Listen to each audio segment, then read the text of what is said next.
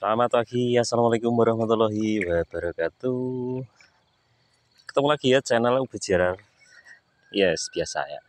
Alhamdulillah di pagi yang cukup cerah ini saya melakukan penyiraman ubi jalar dengan sistem penggenangan ya.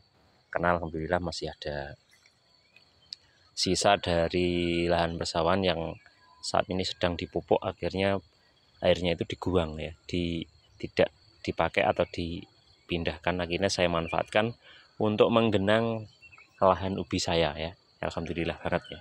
Ini kita dapat berkah. Nah, sistem penggenangan seperti ini mempunyai banyak keuntungan. Yang jelas untuk penyiraman lahan kita ini akan lebih mudah ya. Tinggal kita menutup paritnya yang bagian tengah karena terlalu dalam, biasanya seperti itu ya. Kemudian kita alirkan air ke daerah ini ya. Mantap banget. Nah, ya otomatis tidak akan bisa naik sampai ke permukaan. Kemudian gini ya, caranya kita siramkan saja.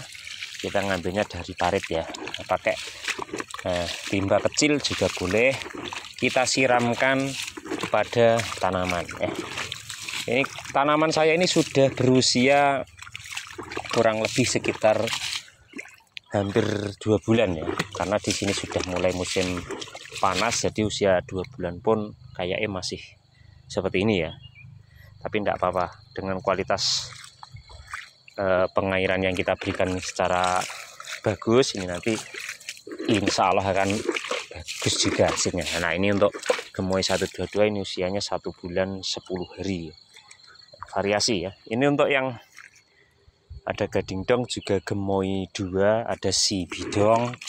Nah, ini mudah banget ya, kita tinggal menyiramkan ke kiri ke kanannya tanaman.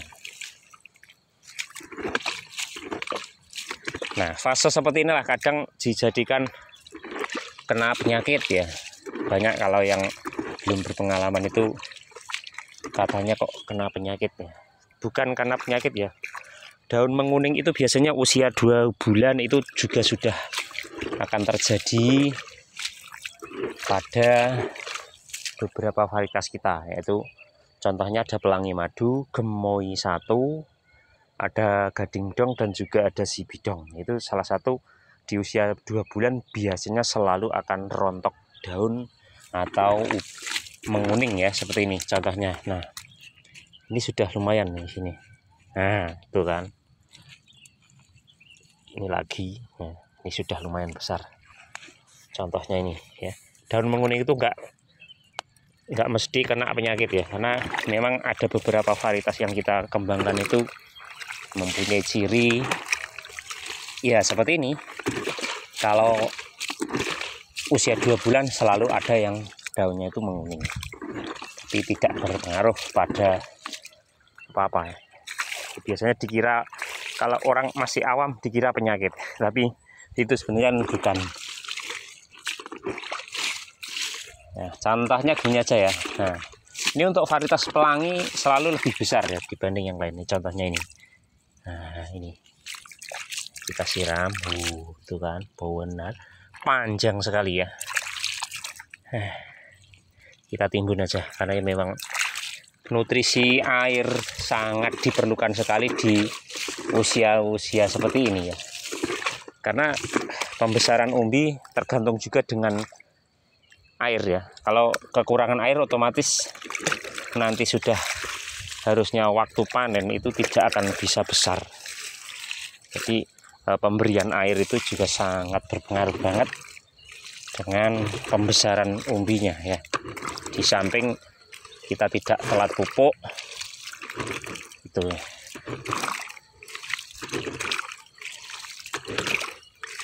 Mantap banget pokoknya.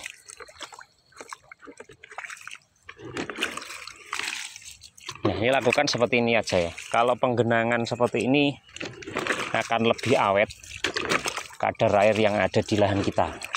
Berbeda dengan kita menyiram dengan sistem kocor ya. Kalau sistem kocor itu kita mainnya juga cepat, tapi tingkat hilangnya air di lahan kita pun sama ya, cepat juga.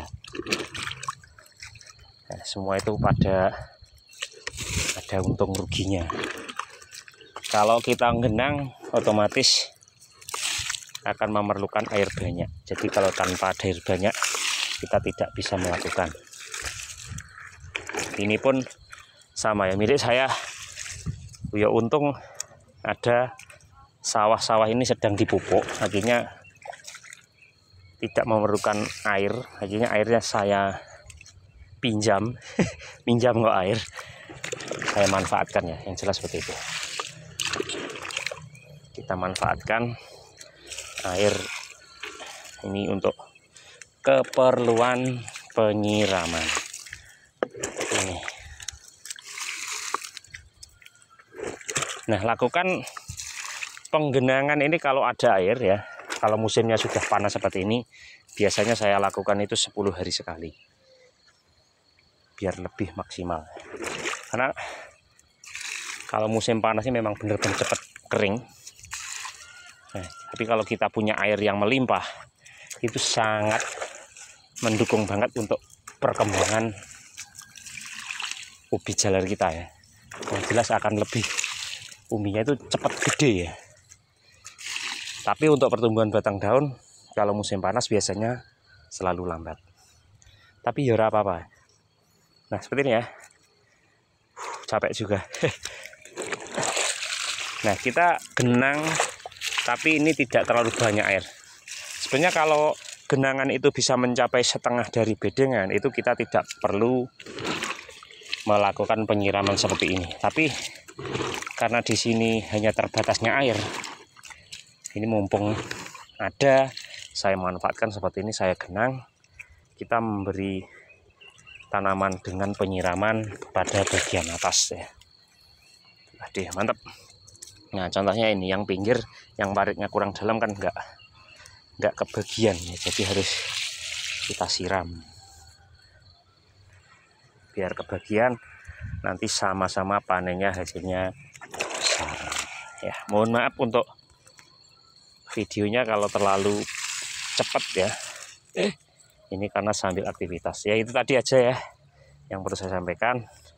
Keunggulan dari penggenangan akan lebih awet pada lahan kita, tapi perlu air yang banyak. Tapi kalau kita sistem kocor tidak memerlukan banyak air, tetapi kelemahannya di lahan akan cepat hilang. Itu aja. Oke, tetap para petani semangat aja untuk kawan-kawan yang hari ini menyimak tentang cara penyiraman di genang atau disiram ya. Keunggulan dan kelemahannya seperti itu tadi. Tetap semangat, semoga aja hari ini hari yang bahagia untuk kita semuanya para petani. Salam tani Indonesia. Assalamualaikum warahmatullahi wabarakatuh.